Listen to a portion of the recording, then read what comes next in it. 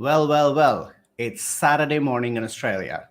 I should have said Saturday night live. I can't say that, so I'll say Saturday morning live, all the way from Australia and US and from everywhere else because we don't have any boundaries. And you're watching All Up in Your Business with Sebastian, myself, the Almost Naked CEO. And today we have a very interesting guest. In this show, what I do is I bring the guests, I dig some dirt on them. Well, not really, but somewhat, and find who they really are behind the scenes. Who are they as a person beyond what meets the eye? And tonight, well, I am so used to saying tonight because we usually broadcast at 7 p.m. Eastern Standard Time. It is early morning. It is still not sun out yet. So today, in every place, in Australia, in US, and I think in UK as well. Oh my God, I don't even know time zones. All right. So we're talking about Dr. Pauline Crawford-Omps. And let me tell you a little bit about her first. She's an international speaker, change maker, a gender dynamics expert, and a certified image consultant and host of Magical Conversations. She's an author, a communicator. She's passionate about men and women and their potential to collaborate and produce extraordinary results. Now, here is what I know. I could have gone and read this entire bio, but I know her enough now to tell you what she is. She is, as she talks about gender dynamics, she is a dynamic person herself, but she wasn't always a complete feminine, she kind of a person. That's what is unique about her. And before you misunderstand me, she was a tomboy, all right? And you meet her today. She's an eloquent, elegant woman, but she's still a tomboy in her heart. And she will explain about the FM and the MF, which in the beginning confused the heck out of me. But as I learned from her, and then I actually had a masterclass from her, I learned so much, and I realized, wow, that there is something like that, and we really do behave in so many different ways, and how gender dynamics work and how they play an important role in workplace, in modern society, to make this world a better place. But let me tell you a little bit more. I got in touch with Pauline's friends and family and found out some things that she thinks she's hiding very well from the society. And we're going to discuss that today. So let me tell you what's unique about her. For me, she's not only talking about gender, she's talking about gender dynamics. And that's what makes her unique from everybody else. She's not talking about gender equality, she's talking about gender dynamics. And that is the entire difference about Dr. Pauline. So welcome, Dr. Pauline. And are you ready for me to get all up in your business? I am ready and willing and able to listen to anything you have found out about me. All right. All right. So I hope this will be fun. As I said, before the show started, after this show, either we'll be best friends or you'll block me everywhere. All right. I'm sure we'll be best friends, Sebastian. First of all, I want to actually just go into directly what is gender dynamics before I get into your business. For me, it's about understanding the dynamic of your birthright. And I mean by that, my biology. So I was always intrigued by who I was as a young girl, because as I shared with you, I was a tomboy. And I was always a bit unsure about the kind of how to be a truly feminine female. And I didn't even have short hair in those days. I had long hair, but I just felt I was happier kind of playing football and climbing trees than I was with the girls. But I also had girlfriends. So for me, gender dynamics started me inquiring about who we are as boys and girls and men and women, and the fact that we are a range of men and a range of women. So it's not just, one or the other. It's right. It's something else. It's different characteristics. And that's why it's about the dynamic between men and women, between women and women, between men and men, between boys and girls, and even down in the playground when I was a kid, that you knew that there were different energies around, and that's really what it's about. So it's focusing on the dynamics. Right. So let's talk about, first of all, you being a tomboy. Oh boy. Now that's something I knew a little bit from you, but I learned a lot from your friends. So imagining you as a tomboy, now I see you, and I'm not saying this in a negative way. When I was doing your introduction as well, I was thinking, am I saying this right? But imagining you being a tomboy is a little bit hard today because you are an elegant, feminine person. Having Oh, said that, I thank you. realized the more and more I got to know you, I saw the glimpses of that tomboy, including the haircut you have today. Yes. Right? So tell us about the little tomboy Pauline was. Well, I think it was very much about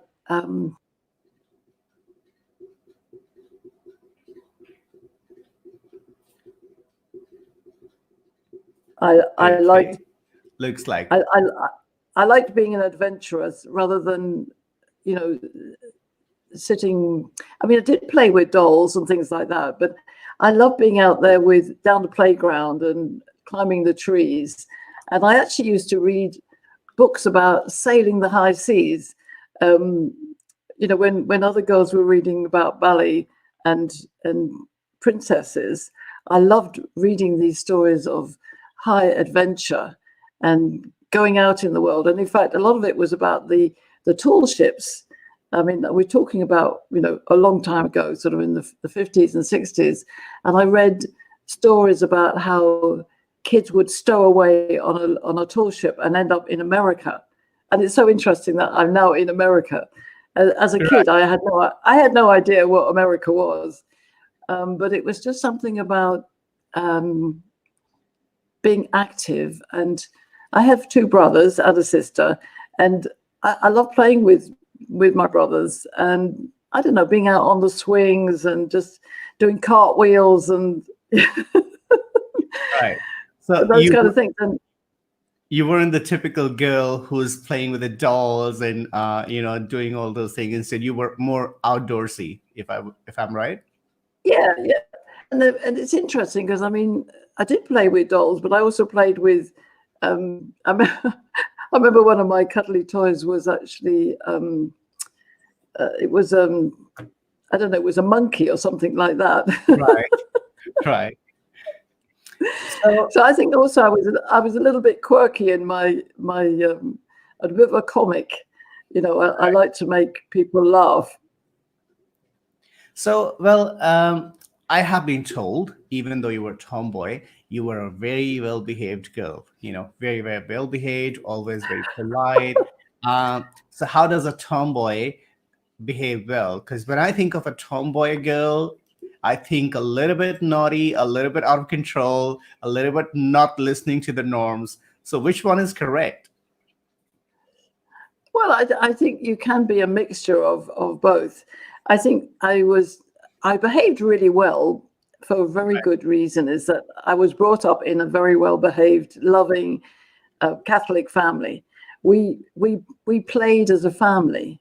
So there was 4 of us and my parents, so 6 of us.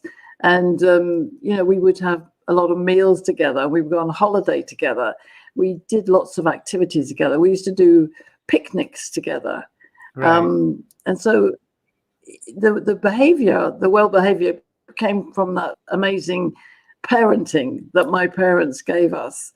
And they were they weren't overly strict. We had a lot of fun, but there was definitely a discipline of loving and respect. And, doesn't mean to say I wasn't naughty on occasion. I can remember times of falling out with my mum when I didn't do what she asked me to do, but I wasn't outrageously a rebel. Although curiously, my parents said I was a rebel. I remember them saying that to me when I was about 15.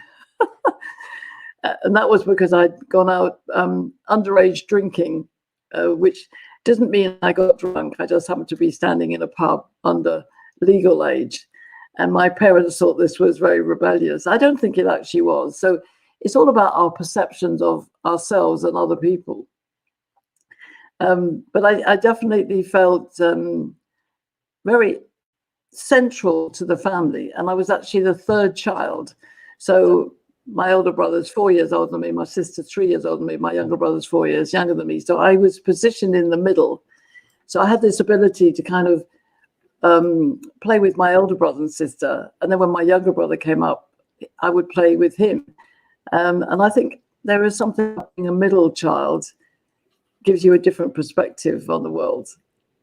Right.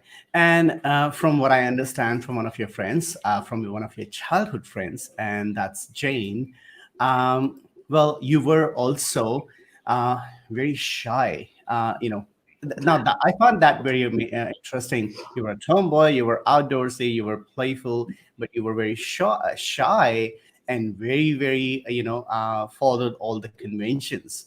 Now, how do you become how do you be a tomboy and be shy and follow all the conventions of a girl that is expected from the society, and that too we're talking decades ago? Yeah, well, what's interesting in reference to what I've just said is that there was a strong aspect of obedience in our family life. Not just being Catholic but we were very settled. We didn't like some families have moved around the world. We stayed in the same place. So I lived in the same house till I was 18, and when I left to university, and my parents stayed in that house until they were elderly. So it was always a central feature. So there was that kind of obedience. About being obedient to convention, I think I was quiet in situations which I wasn't sure of myself in. So I wouldn't throw myself into the unknown. And in fact, my gorgeous friend Jane, she was a bit of a rebel in my life in my teenage years. So she would encourage me to do kind of slightly dangerous things, go out nighttime into the woods or whatever it was. And I had to admit, I was always a little bit scared to do that. But what's interesting is I always did it. And I think I learned that once you get to know a situation, it becomes easier to be a little bit more outrageous. So I was shy in unknown situations until I got used to it. But I would say, yeah, I was I wish to say I was gregarious in situations, but you would not have found me on the stage. And that didn't happen until I was in my 30s. So then I got to get on the stage when I started developing my image consultancy. And then I discovered that I loved it. And people used to say to me, well, how come you changed? I said, well, you don't change overnight. You sometimes just change gradually. Right. So let's talk about, since you were talking about change, let's talk about Pauline and the siblings, being a tomboy, being different but not, and still following all the conventions. How did you get along with your siblings? What kind of a relationship was it overall as you grew and as you started realizing different sort of dynamics you had? Well, it was interesting. Well, I said, we were together a lot. Having said that, my brothers went off to boarding school. So my sister and I went to the same local school, and she was 3 years ahead of me. So we got on very well as little girls. I think when we were teenagers, there was a little bit more rivalry because she was ahead of me at school. So when you're in the same school, and I think she was a prefect at one time, and people say, oh, you're, more important than you. And I think there was sometimes that, but we've always got on because we're different. And that's the great thing. So I'm a mathematician and I love maths and art, and she's a linguist. So it was absolutely brilliant at French. So when you get into that competitive bit, sometimes, the French mistress would say to me, I can't understand why you're so terrible at French because your sister is so good. And I used to take it personally, but actually I realized that she didn't like maths, and actually that wasn't her favorite subject. Sometimes you don't realize that till you're older. And we sort of got to know each other when we were late teens, and we actually had left home, and then we were in relationships, and we got to know each other as women, and then we actually had children at the same time. So we ended up being very bonded over that. And my older brother and my younger brother are 8 years apart, so I got on with them different ways. And my elder brother, I think I kind of adored him as a good-looking older brother. And sometimes when he was a teenager, he would take me out, and I felt very privileged. And my younger brother and I, we were more like playmates in the playground on our tricycles, you know. Right. So very different. And what's interesting when we come to gender is my two brothers are very different. So I would say that my elder brother is more masculine and my younger brother is more feminine. And he might not like me saying that, but he's more sensitive and sort of word oriented. I'm glad you actually said that as well.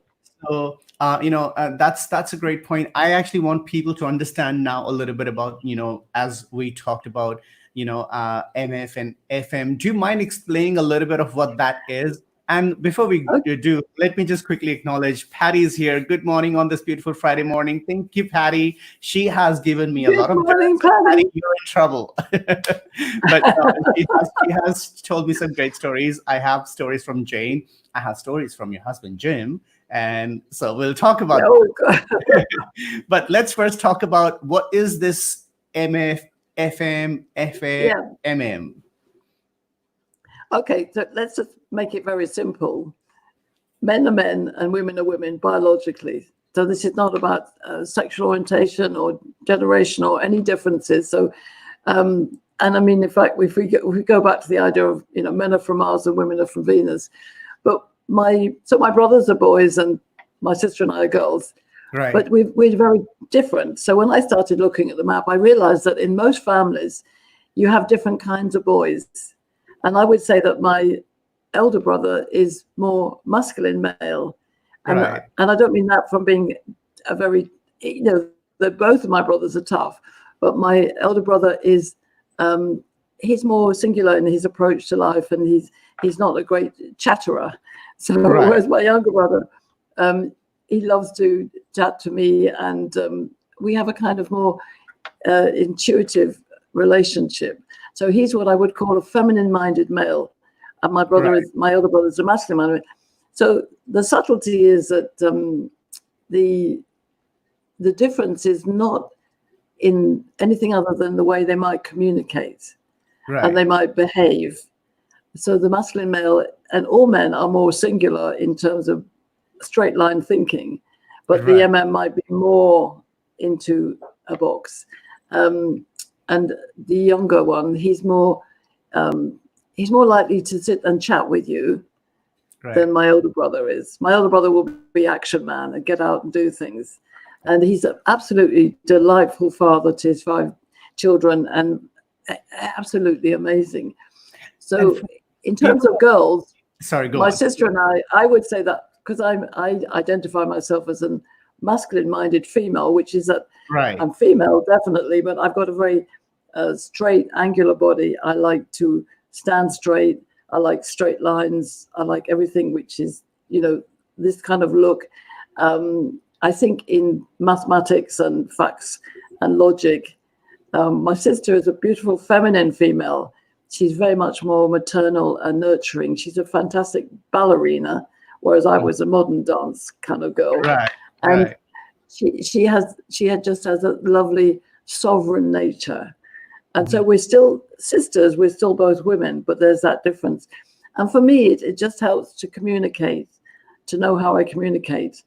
And one of the things about masculine and feminine energy is that when we're under stress, and this is interesting, is that masculine energy goes out and, I'll just go and do it. Feminine energy goes in and says, I need to think about this more and feel. So when we come out of that, we meet like yin and yang.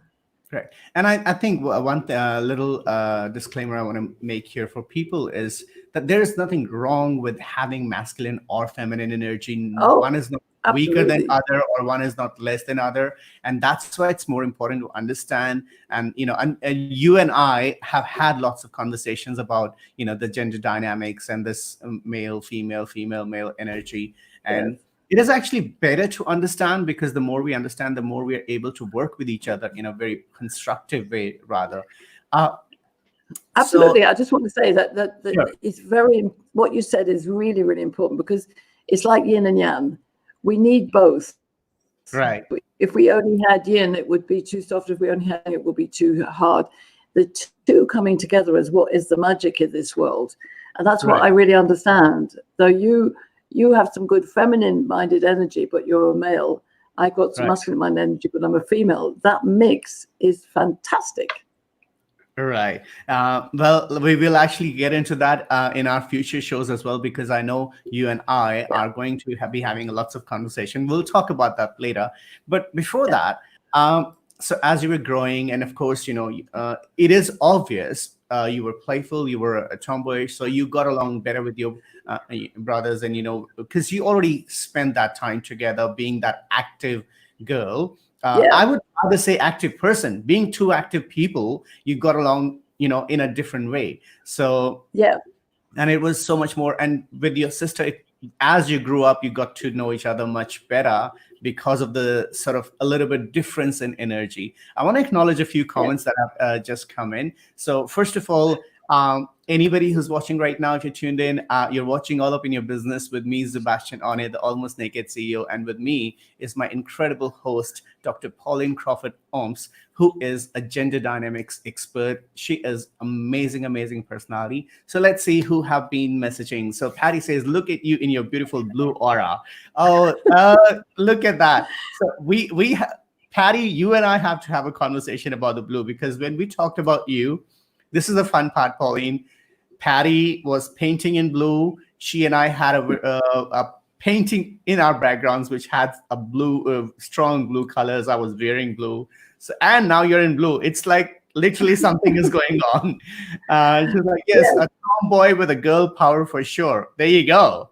And that's yeah, the way to put it. You've got the girl power, but you're a tomboy, and that's what you are. yeah. Alicia says, hi, Pauline and Sebastian. Thank you, Alicia. Alicia is our director of the show, and she's the executive producer of Dreamaniac TV.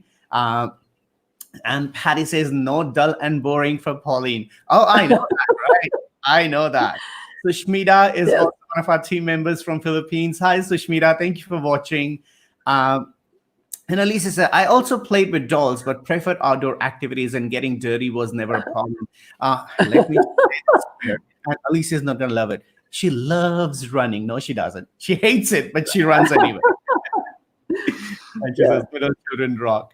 So these two segments were really fun, because people don't even look at themselves in terms of these masculine feminine energies and the combinations and all the permutations that we have, and understanding that makes a lot of difference. And as I got to know you, I have to say this, when I first time met you, I felt something was very different. It took me a good 20 minutes to actually understand you. The first time we had the call, me and Alicia, and you guys were talking, and something was going on in my head. And I was like, okay, so she's fun, but there's something different. And I couldn't figure out, because I think my mind was trying to understand, or it was recognizing the masculine energy, but I just couldn't figure out with clarity that I'm speaking to a very elegant woman, but there's something different. And that was your masculine energy, your straightforward approach and right to the business thing, which is not very feminine, in generally speaking, right? And yeah. and as I got to know you, and especially after you gave me the masterclass, I was like, wow. I have to say, after that masterclass, my first reaction was, whoa, I need half an hour to myself. I've learned so much. And it is important. Yeah. The gender dynamics is very, very important. All right. Yes. So we talked about your tomboy years. We talked about your siblings. Now let's take it to the next level. Now, who is Dr. Pauline now? from being a tomboy to becoming Dr. Pauline. How did that transformation take place? And tell us a little bit more. Why did you feel the need to be a gender dynamics speaker and expert and author?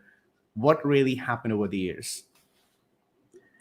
Well, I do think it has come from the origin, because part of the learning, and I learned this in my 40s when I became an image consultant, it's about our actual body. So it's actually about the structure of my bones. Now, this is the unique thing about the work that I do, but it came to me because in my 20s and 30s, I was a mom. I was doing sort of fun design things, but I didn't really understand what I wanted to do.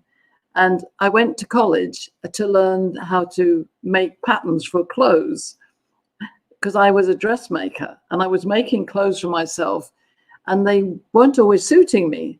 So I would make something and put it on and think, I don't know, that doesn't really work, because I was designing it out there. Mm-hmm. And when I became an image consultant, I started learning about body shapes and bone structures. And this was, I think, my kind of mapping thing. I was thinking, there's something going on here. Right. Excuse me. There's something going on here.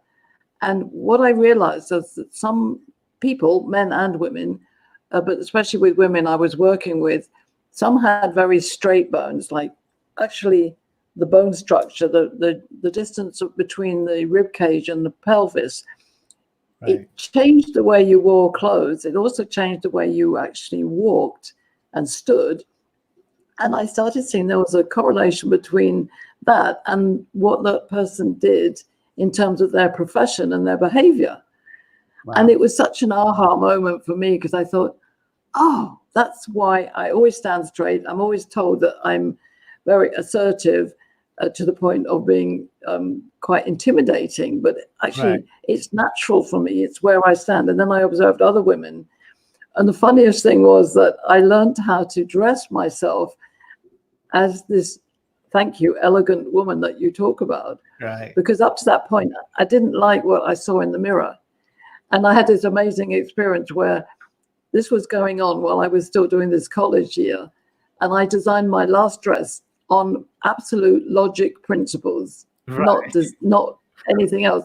Right. I made this dress. I went into the changing room, put it on, came out, and everybody in the class said, wow, Pauline, you've lost weight. Right.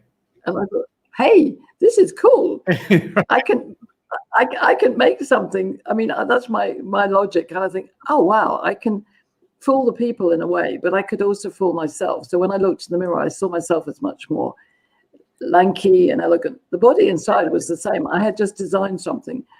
So this idea of straight lines and curvy lines, it started becoming part of my understanding about people and communication. So it's actually evolved over the years from that time when I would talk a lot in our classes about masculine, feminine energy, but I hadn't actually created the map yet. And then right. In the 2000 to 2010, there were more and more stories about women coming into the workplace. And that was the other difference. And I was working in corporate art, was working in the corporate world, and I was working with people, but I hadn't really put in the females coming to the board, females rising up through the career ladder. Right. And I suddenly realized that there were different types of women and it was impacting behavior. So I became a gender dynamics expert because of my own interests, but also the market and the world changing. Right. And in fact, the word gender dynamics came up in around 2008. If people remember, that was when Lehman Brothers went down. Right. I don't know whether you remember that. Right. Oh, and absolutely. I do. Yeah. And the newspapers. Oh, sorry. That's okay. Oh, I didn't realize there was another telephone here. That's not mine. Let me just turn it off.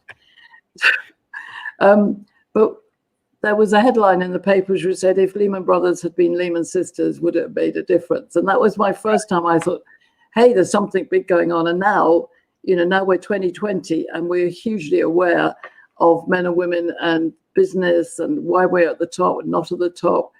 And so my theories about the more masculine-minded woman, the more feminine-minded woman, all of which are good and all of which are great leaders, how that mix comes together with all these different men.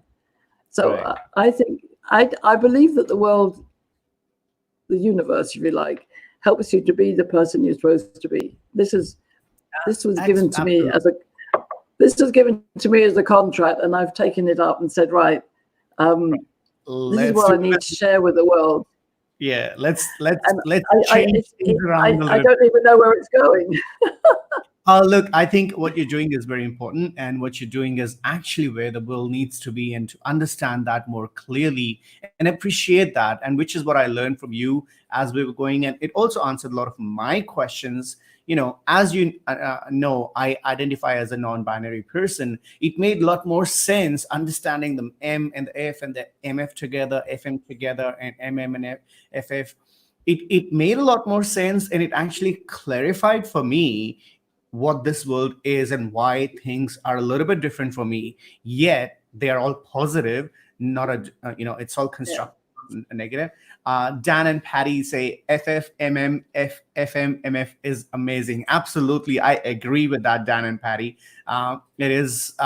It's a very important thing for people to learn in today's day and age. Given today we are, in this day and age, we're talking about, as I said, non-binary, the transgender, the gender fluid. So many different versions we're talking, and the more people are recognizing their identity, the more confusing also it's getting for people out there who don't understand that or are reluctant to understand that.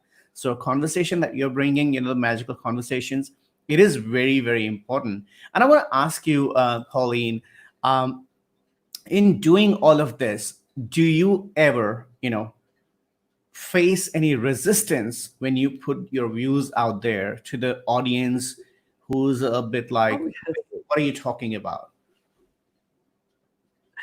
Oh, yes. I mean, there's resistance from all sorts of angles. I mean, there's resistance from how people want to identify them on the map. So I've created an actual map with a square and a circle, and sometimes people will say, well, where am I? So for a start, I don't tell them where they are, apart from the fact that if they're a boy, they're on the square, and if they're a girl, they're on the circle.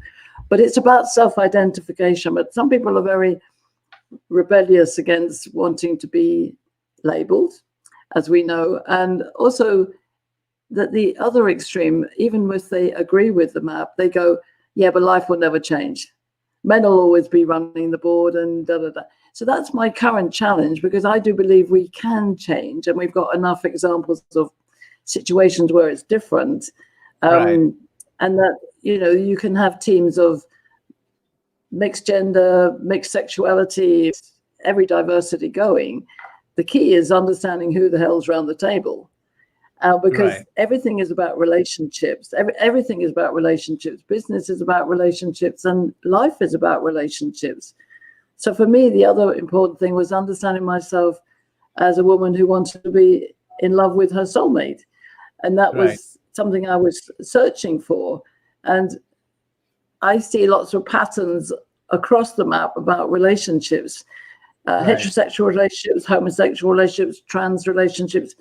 What I love is that what I've done is to create a 360-degree map where everybody is somewhere. Right. And since you mentioned about, finding a soulmate and, being in love with them, I want to go back a little bit in your life, and I hope it's okay since I'm getting all up in your business. So tell us a little bit about your first marriage, and, how was it, and what was the journey like, if you don't mind? Well, it was really, everything in your life is part of how you get to where you are. I was 18 and I left home for the first time ever on my own. I mean, I'd been out partying, etc. But this was actually traveling off to university. Right. And I actually met my first husband the first week I was there. At the first dance, he was the first person to ask me to dance. And we became great friends. And I think, you know, what that was the hallmark of our relationship over 30 years, because we were always friends, even though it ended in divorce. We were always mates.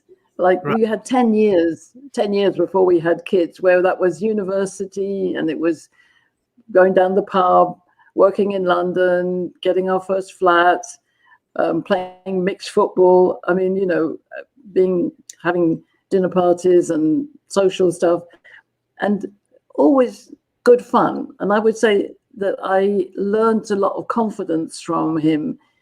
He was a Yorkshireman, so I'm a southerner in England, is different to north. So I was from London, he was from Yorkshire. So we came from very different backgrounds, and I learned a tremendous amount about difference. I didn't know it at the time, but because I'd been brought up in this loving family of trust and respect, I just went with it. And we got married after 6 years together. And I remember we never lived together before we got married, because I thought my parents wouldn't like it. But I think they became much more open-minded later on. But we moved out of London. We went to Bristol. We had our 2 amazing kids, a boy and a girl, in 77 and 79. And I would say, you know, we then headed off to the country, and those were really good, fun years. We played well together. We had good fun as a family. So tell me, and that was magical, but it did change. Right. And that's where I get really curious. Like, you know, it all sounds really amazing. It sounds like what a good marriage is. It sounds like what a good relationship is. Then, you know, for the lack of better word, what went wrong? Well, I think we grew up.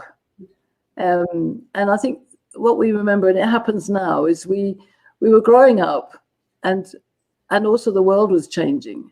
Right. So, I mean, it's changed. It changes every decade, but in those times, you know, we were pre-internet, you know, but you had the 80s where suddenly, you know, the TV was much more part of your life, and there was a different attitude to being together. And I had really not worked out who I was. You know, I didn't really, I thought I would just have 4 children like my mum and dad had, and I would stay at home, like my mum did, and just be in the community. And I suddenly found that I really wanted to do something. So I started dressmaking and doing things, and then I got involved in. But it was me in my 30s sort of going, actually, I think I want to do something. And actually, I enjoy business. Right. And you've got to remember as well that in the 30s, even then, entrepreneurship wasn't really well known. Ladylike, which wasn't a good, you know, it was men's job. Men go and earn, and women look after the family. Right.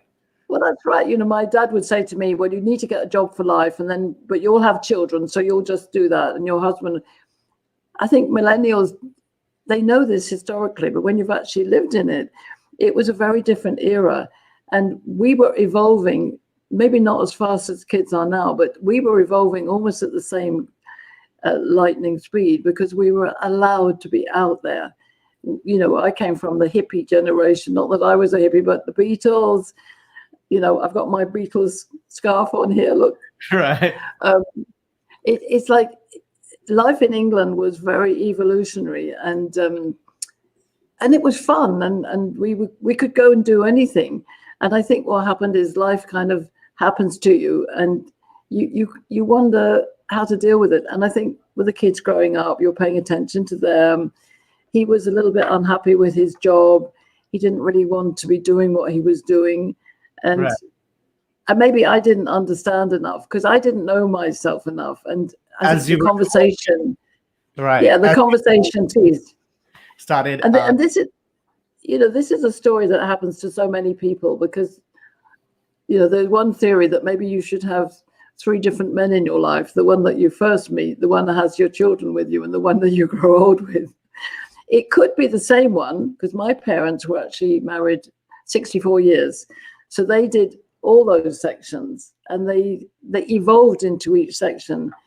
So sadly, he and I didn't evolve at that time. And I started, in fact, I got into very good business in the training and facilitation world with an American woman. And we had a brilliant business in the 90s.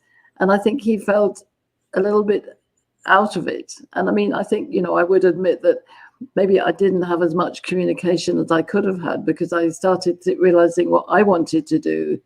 Right. And we came to a parting of ways after 30 years, and we aim to stay friends. And sadly, he's passed now 3 years ago, but up to that time, we always kept in touch.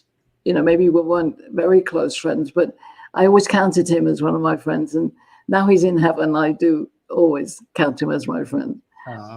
But I think it's recognizing when relationships don't work. Right. What I like is that you're so open and honest about it, because it does take courage to be that, to be transparent. And there's things about you that I've learned in last few days that I want to share. But let's quickly take a few comments first. So I saw some comments coming in. Let's see if the producers can please put up the comments. So Patty saying, I'm painting blue in the moment as I listen. And I have the blue connection here. Let's see. Alicia, yes, Patty and Alicia, you should connect with each other. You guys are gonna really connection. Yeah. Alicia said, this is also fascinating. Pauline, she's commenting through Facebook. As people, we might be on YouTube, Facebook, Periscope, and so many other locations. Patty says, when Pauline and I first met, she appeared super tall. Then I realized that she was only a few inches taller. Thank you for the affirmation about clothes and patterns and colors, etc. Right. And I saw another comment about the clothes earlier as well. Katie says, how choosing the right clothes transforms oneself. Right. You definitely gain I think it's about feeling comfortable within yourself, identifying with who you are. And that's what, I have experienced in my life as well. The way I changed how I dress up, changed how I felt. And that's what I, notice in you as well. You have this unique way of still keeping that masculine energy and yet being very elegant, right? And I think that's where the dynamic comes. And I want to mention here, Patty saying reluctant and resistant. I'm not sure what that was about, but I think, man, your story sounds familiar, says Alicia. So I want to talk about a friend of ours, Cindy Constable. She's a TEDx speaker, sorry. And she also says something that's very interesting that I think you guys should connect as well. Cindy says, to empower women, we do not need to disempower our men, right? No. And that's, I think this gender dynamic plays a huge role. Equality, gender respect, gender equality, and working together does not require replacing the people on the board.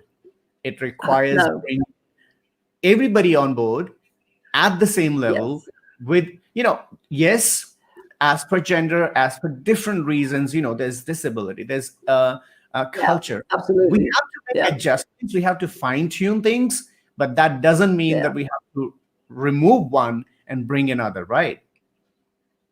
Yeah. And it's all about our willingness to understand differences.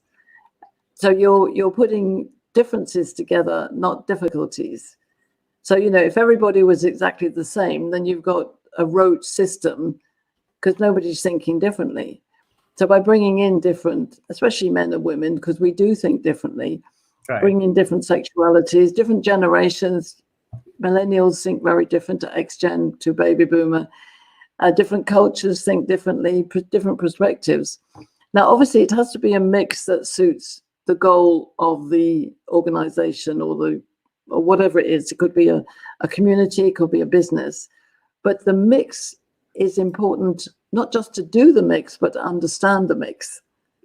So I think at the moment, we've still got a pressure on boards to invite women in, but they're not thinking about changing the conversation. And I think that's the key part, is actually understanding that the conversation will be different when you've got different people around the table. It's not just, oh, well, we'll opt a few women in because we're supposed to, and that will make it all better. And then suddenly it doesn't work, and you go, well, that's ridiculous. So, I'm not the same as other MFs, though. I could be any spectrum of sexual orientation. I could be different culture. I'm British, and I mean, I think we got to get away from this PC bit. I was sitting next to a young man who was American, and he said, I think we should just all be human beings. I said, well, that's great, but also you're young, American, male. I'm older, British, female. Even just that, without regard to other diversities, makes us different. And the difference is fabulous. And I think people don't ask the right questions. Right. The political correctness, some places it's okay because you want to make sure things are nice and elegant and people get along, but at the same time, when we overdo it, we probably also are killing expression. We're actually not letting people be who they are, and which is where you're talking about American, you're talking about British, you're talking about different cultures, and I am different culture, you're different culture. I want to talk about a different aspect about you that I learned. So I also learned Dr. Pauline Crawford-Omps is someone who's a daredevil who has moved countries more than once and for different reasons, and has taken the dare to do what women didn't normally do in your day and age, and even today, to literally change their entire life, change everything, the culture they are in, the lifestyle they're living. So tell us a little bit more about your time in different countries you've been to, not just traveling, literally being in those countries for a while. Well, what's fascinating about it is that if you go back, to that quiet girl I was back in my teens that Jane was talking about, I could never have imagined. But remember, I was reading the books about sailing the high seas and adventure. And it came to me. I'd got past my 60th birthday. I was looking for a soulmate. I kept on saying, I hope there's somebody out there for me. And I was invited to a conference in Budapest in 2011, and I met Jim.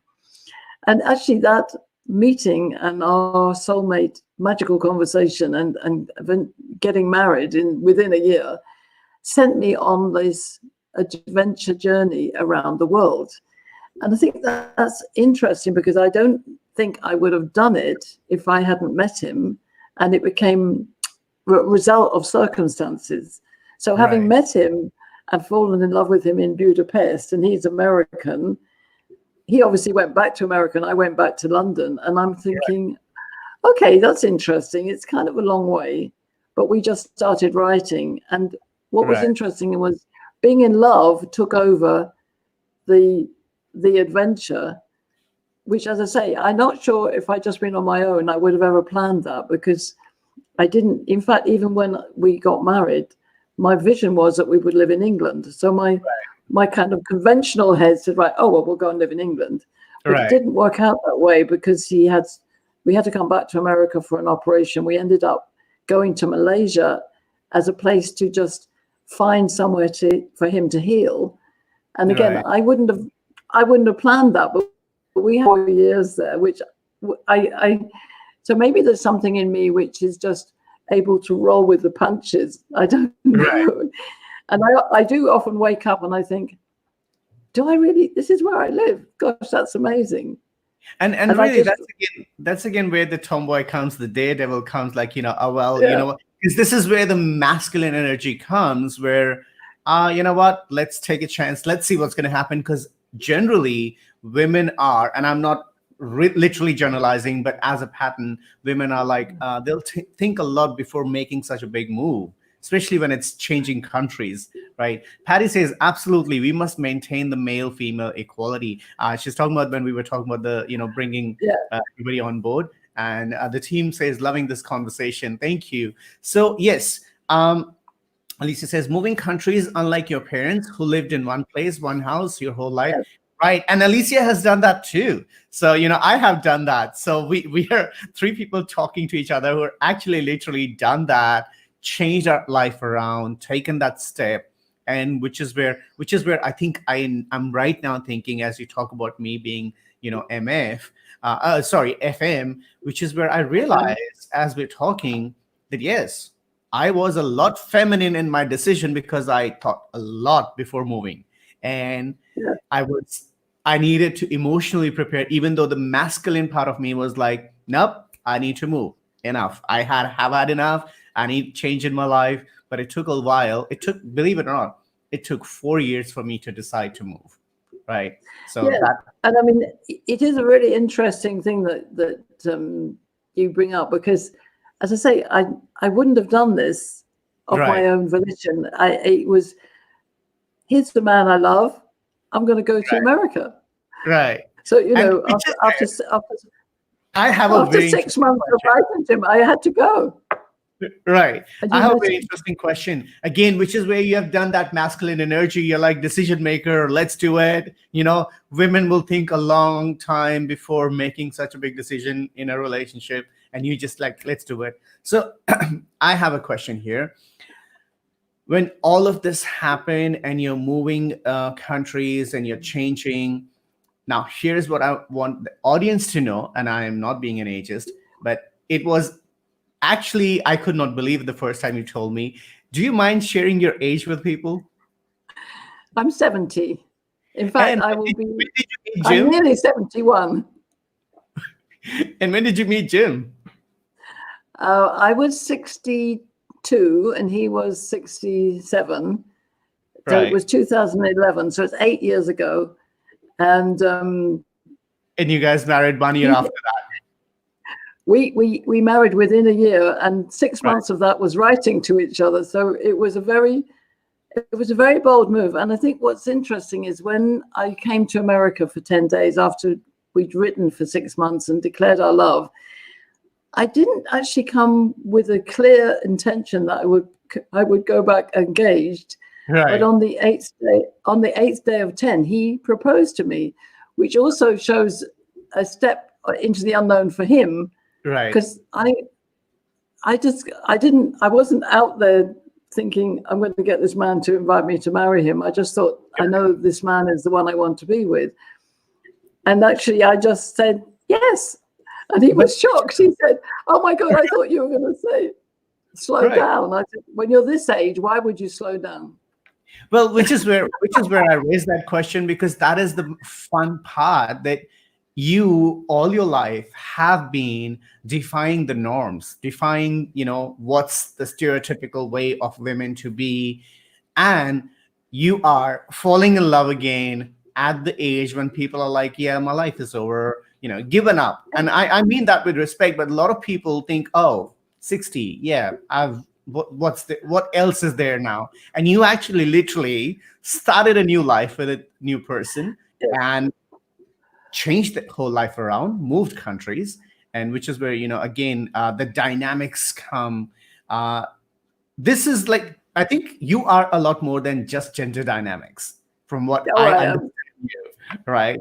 And I don't think I can get enough and all up in your business in one episode, so I may have to bring you back again. But before we do, we still have time. I want to talk about a little digging that I did, on you.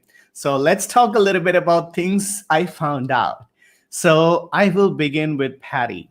So Patty and I had a wonderful conversation, and I first have to thank Patty Mays. I hope I'm saying the name correctly. Is it Mays? Right? Nice. Mays. She's wonderful. Her energy is exciting, and it felt like I knew her for a long time. And that's what she said, that when you guys met, the moment you guys met for the first time, it felt like you had known each other for a long time. That's the moment she remembers about you, when you Yeah. literally walked into the door, and it Yeah. was like we've known each other for a long time. So, but there's things she told me about you which were really, really interesting. And one of the things that I understood about you, that there is a side about you that you hide. There is a side that you don't openly share, and which is the spiritual side, which is the side that you're this businesswoman, this entrepreneur, this change maker, but there is the spiritual side that Patty recognized in a group that she has. Do you want to tell us a little bit more about that group and your experience and the spiritual sort of Yeah. version of Pauline? Well, Patty runs a group called Heartblazers, and it's a space to explore your spiritual side, and sometimes I'm a bit of rebellious in there, and I don't want to listen. But as Patty knows, I do, because I know that sometimes I get stuck in my head being a masculine-minded woman, and I need to stay in my heart and listen to the spirit. So it's a space where I can be accountable to myself with her guidance. So that's really what that's about, and it's a good reminder when you sometimes get too stuck in the sort of cerebral, practical stuff of life. You have to stop and step back and say, no, I'm going to trust that the mission I'm on is the mission I'm on. And it's not always straightforward, and people are very resistant to some of my ideas. And I have a lot of scary moments in my life. And she and the group helped me on that. Right. And this is where now again, so I got this information from a few people, more than one person, said it can be a little bit challenging to change your mind instantly on something or get you into something different from what you believe in until you have gone away, given it a thought, and until you're ready. Is that true? Oh, yes. I'm sure Jim shared that with you, is that I like to think of lots of possibilities. So I'm often looking at stuff and I don't necessarily react straight away. I kind of think, oh, no, I need to go away. I'm a bit of a mediator. That's my magical conversation side. And I like to think about it. And sometimes I think that can appear to people as being me being stubborn and not wanting to do it. But I need that time to think about it and get it into my heart and back into there. In fact, today I picked a tarot card, which was the Magician. And I think that I am a magician. It's connecting spirit and earth and allowing yourself to trust that even when things seem very, very scary, and they do occasionally, that you're on the right path. Right. Well, let me first of all clarify for you. It wasn't Jim. As I said, more than one person shared that. So it's a common belief in people who know you. Patty says, interesting. I choose and go like Pauline. And she was also saying something else I read. At least no time to waste. I have a huge smile, Patty says. Loving you, Pauline. You're such a bright light. And you are. And so are you, Patty. So we need to have you on the show as well. But another thing that I learned about you, you are a very kind-hearted person. You are a very, loving and giving and accepting person. But there's something about you that sometimes can be a bit challenging for people. Are you ready for this? So I have been told you can be too trusting, and that hasn't always worked well for you. Is that right? That is true. And I know that Jim would have said that. I trust everybody in the world, and then sometimes people let you down, and I give them leeway too much in his view. But it's all about learning how to adjust to this world, which is very chaotic and very challenging, and still keep that spirit of being loving intention. And I just believe in love so much that I believe it can change the world, and that we can create harmony if we really get away from getting stuck in judgment. Right. So yeah, I am too trusting and too naive sometimes. Right. I realize that as well. And, look, I will say, as much as that's not being taken for is not good, but I think people like you are needed, and we have to keep taking chances, because at the end of the day, until, if we stop believing, then who's going to do that? Right. Now, I have so much more information, but there's one part we don't have much time. I want to cover one more part before we wrap up. So I have also been told that you can be a little stubborn when it comes to things. When people want you to do something different or do something that they would really like to happen their way, and you can be a little bit stubborn and not give in easily. Well, yeah, and why not? I think one of the things, we need to take responsibility for everything we do, and on occasion when I'm not being so trusting and I want to be stubborn, I dig my heels. It's usually because I'm learning about myself and I want to be true to myself, which is what I teach when I'm with my clients and my classes. And like with you, Sebastian, it's about being true to who you are. Right. And it doesn't mean that everybody's going to be, you're not going to love everything in this world. And so I think it's the joy of stubbornness, but making sure you don't get stuck in it. Right. Well, this has been wonderful, and unfortunately, we run out of time. And I wish we could just keep going because I have so much information on you. But this was really fun. Thank you so much, Pauline. I know we didn't make it about the business; we made it about you because it is about getting up in your business. And so enlightening. You are a joy to work with. I am still grateful for the masterclass you gave me, the conversations we have, and a little announcement I want to make together before we wrap up. So you and I are coming up with a series on Almost Naked Conversation once a month where we will talk about gender dynamics. And I think we worked out that it will be in the first week of every month, first Thursday of every month, I believe. First Thursday of every month. Right. So from April, check out. I'm really looking forward to that. That's going to be so exciting. It is going to be exciting. So every Thursday, 7 p.m. Eastern Standard Time, which is what in your time, Pauline? I think 3 hours. Not every Thursday, but the first Thursday of the month. Right. I believe that is 4 p.m. for you. If I'm 4 p.m. Right. So 4 p.m. time. Right, 4 p.m. PST or 7 p.m. EST every first Thursday. We'll broadcast talking about gender dynamics and Almost Naked Conversations starting April. So thank you so much, Pauline. This has been fun. I'm so grateful. And please don't go anywhere. Stay in the green room. I'll talk to you in a second. Thank you. Bye to everybody. All right. So guys, that was literally it.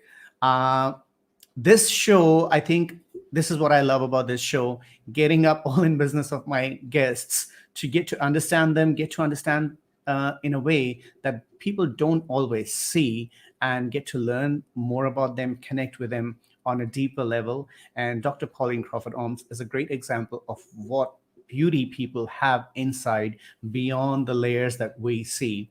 So thank you so much for watching. This was All Up in Your Business with me, Sebastian Oni, the Almost Naked CEO on Dreamaniac TV, directed by Alicia Khoury, the Red Carpet CEO, produced by Sanjit Kumar, and engagement director was Kirti Hari, legals and relations, Santosh Satish Juneja. I always do that.